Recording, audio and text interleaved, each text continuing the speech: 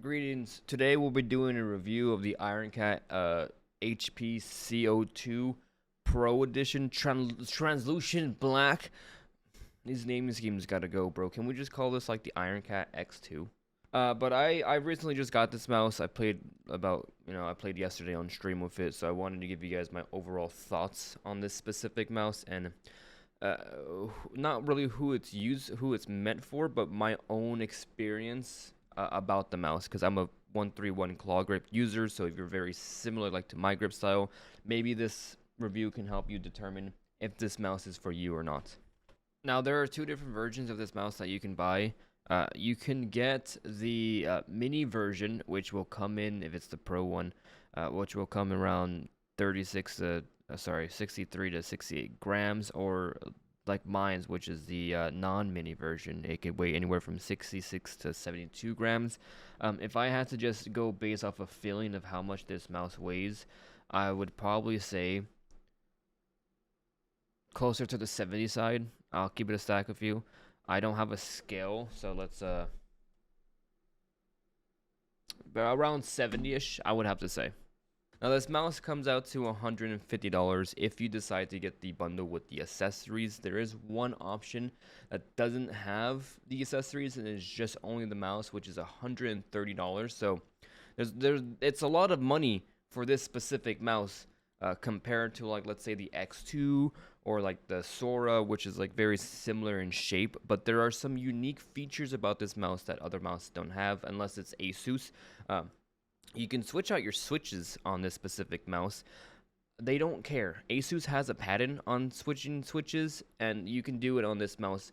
I have already switched out my switches, and I will say, as somebody that has never switched out switches, it took me 30 minutes to figure it out.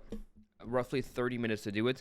I did accidentally. I'll actually just show you right now, because they just hold on through like these little pins right here. Right? That's how it gets clipped into the mouse. I know there's like a lot of concern about this breaking. This top shell actually comes off because I popped it off by mistake. And it just clips right back in. And then if you want to put it back, this switch back in there, that's about it. So, I mean, I can hear people's concerns about, that little pin system, whatever it's called. But that is swappable. You have a 3D printer, you can just make your own, or I don't know how easy it would be to get like that specific part from the manufacturer, because it did come from China. Another interesting aspect about this mouse is that you can adjust like the tensioning on the mouse. See these little holes right here? You have a screwdriver that the mouse comes with, and you can adjust the tensioning on how the clicks feel. Now I haven't messed with that personally, just because I have really bad OCD, and if they're both inconsistent, it's gonna drive me fucking crazy. Now, since I opted in for the bundle that has all the accessories, this is what it comes with. It came with a free mouse pad, a carrying case. You get an additional shell, which is for like more of a lower hump experience. There's the braided cable. You get extra PTFE feet. You have like these little tweezers, you get grips, and you get glass gates. I'm a fan of glass gates, so I put them on immediately. I'm one of those users. And you also get the switches. You get switches too, bro. And I've already switched out the switches, as I mentioned. I have the blue Hyun. I don't know how to say it. I'll put it on screen. And that's about everything you get inside the box. Now let's go ahead and talk about the mouse itself. I've actually never owned a shape like this specific mouse, so it was quite an interesting experience as a 131 claw grip user.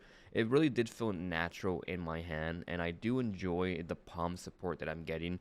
Now I mainly rock the Zowie Z813C, and what I love about the Zowie Z813C is the palm support that I get right here in this dedicated area of my palm. Right, but for this specific mouse, the the PHC02, the palm support from the hump is sort of like in this dedicated area. You can feel it the most right here. Now, with having that like support in my palm, it really does lead to a secure feeling for this specific mouse. For anybody that's out there that is a 131 user, I am glad to say if you have very similar hand dimensions. I don't know how big my hand is, Okay, you can measure it yourself. Here's my face. Maybe there's my beard. I don't know. Right, I will say though, my middle finger does rest naturally right at the crest of where the scroll wheel meets the clicks. So it's not like an awkward feeling for my middle finger. It's more of a natural, relaxed feeling. If you didn't like the hump for this specific mouse, you could just peel back this part and change the hump out.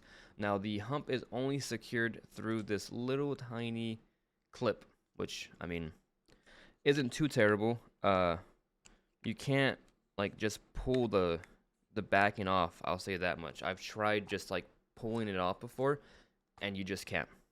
The coating on this mouse is ass. I mean, it's a translucent backing. It's not gonna have good coating. I'll be honest with you. There's no resistance whatsoever compared to like let's say the golden standard Zowie mouse here, which is why I have grips on. I don't mind grips. I'll keep it a stack with you guys. A lot of my mice do have grips, besides my Zowie one, and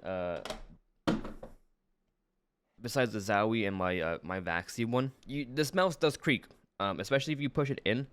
You know, if you give it a good size of a press, you can hear the creaks of the shell. If you squeeze it, it does creak. For 150 bucks, that kind of does suck.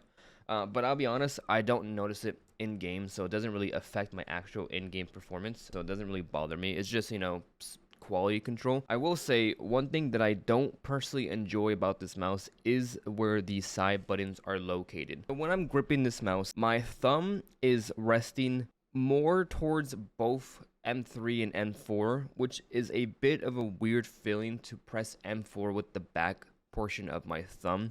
It definitely feels unnatural. Most mice that I have, my thumb sits more towards M4 and a little bit into M3, versus where this mouse, it is very much overlapping into M3, which leads to some type of inconsistencies I have with my grip thumb.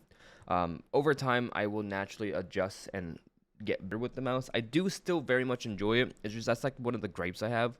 The second gripe I have with this mouse is its scroll wheel. While it's super silent and I do enjoy the way that it feels, it is very hard to actually press. There's a lot of times when I was playing that it was actually I actually had difficulty pressing that scroll wheel to ping enemies.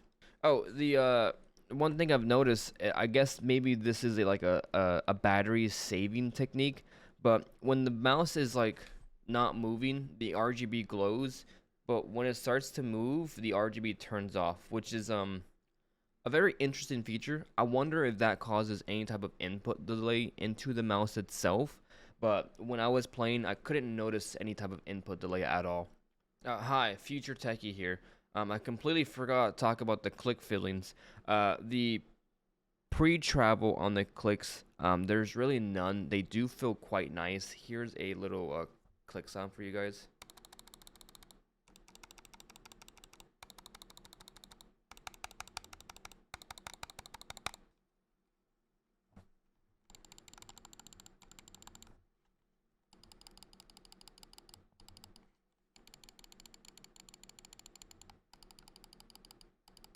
This mouse does have software that you could use to like change the settings for it and stuff like that, because I don't know what the D-pound sign is on this mouse. I can't fucking find it at all. I've searched all over the interwebs and I can't find this software. I mean that's just about it, I suppose. I overall do enjoy this mouse. I'll be using it a lot more. Here's some footage of me playing from last night with this specific mouse. I really do enjoy it. It's not too bad. The shape is quite refreshing compared to everything else I have right now. And if anything changes about this mouse, I will update the review and give you guys my honest thoughts. But I appreciate you guys checking out the video today. You guys have a good day.